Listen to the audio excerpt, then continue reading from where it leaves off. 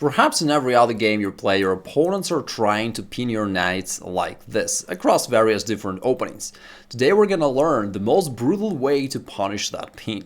So here's a game between Rowand against Derrickson, and the black player here, Derrickson, actually was considered the second Paul Morphy at the time. The game was played at 1860.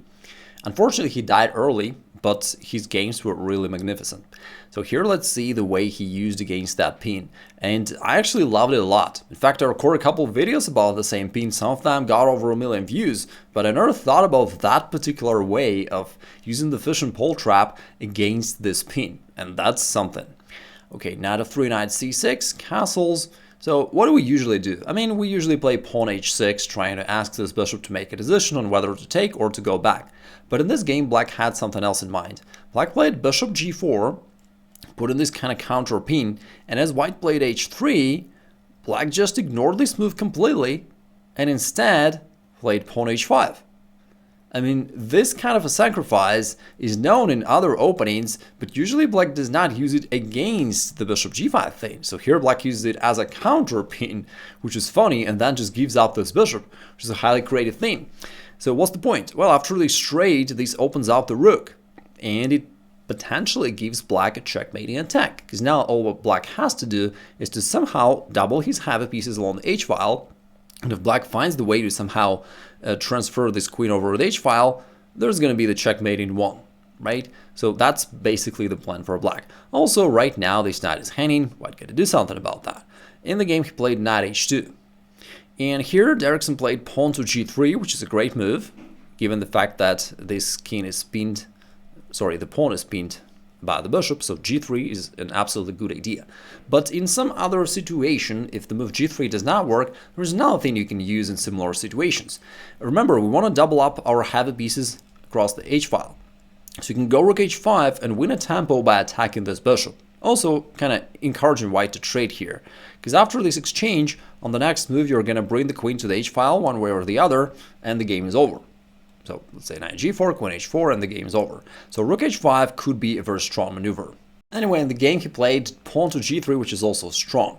The pawn is pinned, therefore white cannot recapture this pawn, and it also attacks this knight on h2, therefore white's got to do something about that. And he played knight g4. The move that looks good, it puts more pressure onto black's knight, also defends this pawn on f2, and so far white is still up a piece. Remember, black sacrificed his bishop over there on g4 a move ago. So after pawn takes and knight takes f2, it looks like actually black's attack is over. White defended successfully, his king is surrounded by defenders, and white is a piece up. And here comes a shocker, knight takes e4. Looks like black is playing give up chess, because white can take whatever he wants really, but somehow black's attack works out. Now, what's the point here? Well, this knight cannot take the black's knight on e4 because it's pinned down to the king. So this knight cannot move. White can either take the knight or the queen. In the game, they took the queen, which seems to be more lucrative for white. If pawn takes e4, then there is simply queen takes g5, so that was an exchange, and black's plan remains to be the same, to play queen h4, queen h2, for example, checkmate. So here black indeed has a winning attack. In the game, though, white took the queen. Bishop takes d8. Now it's much harder for black to figure out what to do, but he played knight to g3, preparing, and oh my god, checkmate, rook to h1 on the next move. So if white plays something, I'll show you, if the bishop moves here, which he didn't play in the game, there's rook to h1, very beautiful checkmate. The knight is pinned, and so somehow black put together this sneaky checkmate. In the game, white noticed that, so he played d4. He wanted to somehow, block this bishop so that it doesn't pin the knight. Black took here with the knight, and now white played another interesting and creative move. Bishop takes f7. Since white is largely ahead in material, it's okay for white to sack a bishop, but to expose black's king and try to counterattack. Now this king stands on the way of white's rook, and white goes for his counteroffense, knight h3. Which covers the h-file so that the rook is no longer active there, and also checks this king. Well, I probably thought that black is going to capture the rook, white will recapture by the queen, and he's actually winning the game. But here came knight to f3, and let's take a second to comprehend this move. So first of all, it is a counter check, because black's king was in check. which is normally illegal in chess. You cannot counter check, you have to defend your king, but in this case it happens to cover black's king as well. Therefore it is a counter check, but it's okay. Now, besides the fact that it's a counter check, it is also a discover check by the bishop, but it is also a double check because the knight is also involved. And finally, it is a checkmate because the king has nowhere to go. So this is really one of the most beautiful examples I've ever seen in my life. In another game of Derrickson, the game reached the same position, and maybe the white player was aware of that previous devastation of white, and he prepared some improvement. So after h3, h5, black is still using that sufficient pole trap, white still played knight h2, g3, and in the previous example, white played knight g4, which turned out to be pretty bad. So this time the dude decided to play knight to f3, perhaps thinking that, hey, I'm still a piece up and life's good. But in this position, black played knight to g4. Yet another mind-blowing move. Giving up the queen here, and white has to take is because he's got nothing else to do anyway. And after bishop takes d8, here black could take here with one of the three pieces. All these moves are interesting, but the strongest, strangely enough, is not to give up a pawn here for the rook, but to give up a bishop for the rook. Now, bishop takes f2, white has to capture here, the king cannot move because the black rook controls the h-file. So rook takes, pawn takes, king to f1. And so far, white holds the position, but black goes rook h1 check to the king, and after it moves, black grabs the queen. So far so good, but let's not forget that at this position, white is still up material. So white has 1, 2, 3, 4 minor pieces versus black 2. So that's like 2 minor pieces for a rook.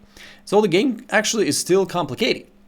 Now, that said, white's got to stop this pawn from being promoted. White cannot play knight to d2 because that would drop the rook on a1. And therefore, instead in the game, white decided to play knight f to d2, which covers this square that way. And perhaps white thought that the game remains to be complicated. But black suddenly did not play rook e1 or something like that, but he played knight to d4, sacrificing this rook on d1. And after a king takes, like what do you do next? Well, knight e3 check to the king, our knight controls this square, king has to move to c1, and here black put together another beauty. Knight e2 delivers this kind of smothered checkmate with just 2 knights, which is insane. So these 2 knights are actually winning the game against white's lots of pieces and pawns defending white's king. So that's mind-blowing.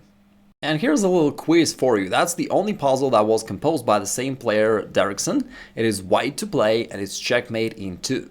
Now the puzzle is quite complicated, so if you cannot figure it out, don't worry, it is an advanced level 1. But if you are a beginner, not beginner, probably intermediate to advanced level player, you may give it a try. And if you can, write the solution down in the comments below.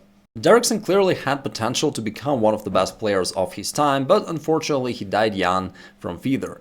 Anyway, what's interesting for me is that the both games that we analyzed today was played by Derrickson when he was 15 years old, and it was 1860, so obviously there were no computers or anything like that. And what it tells us is that you can get really good at chess without spending decades or many years of training, and without even computers, just by understanding proper positional chess principles. So if that's something you're interested in, I've created a course, especially it's designed for adult amateurs who don't have that much time to study chess, but there I've condensed the most important things that you gotta know. And if you study them, that gets you to the 2000 rating level. So it's called 3 Steps to 2000 ELO. And if you're interested, you can click the link below the video and check it out. It does require some work still. You have to study for half an hour a day, maybe an hour a day, but at least it gives you a clear path. And if you're willing to put in some work, you can get there to that result. Also, let me know if you enjoyed these games and if you want me to record more games and more videos about the main subject, and I'll talk to you soon.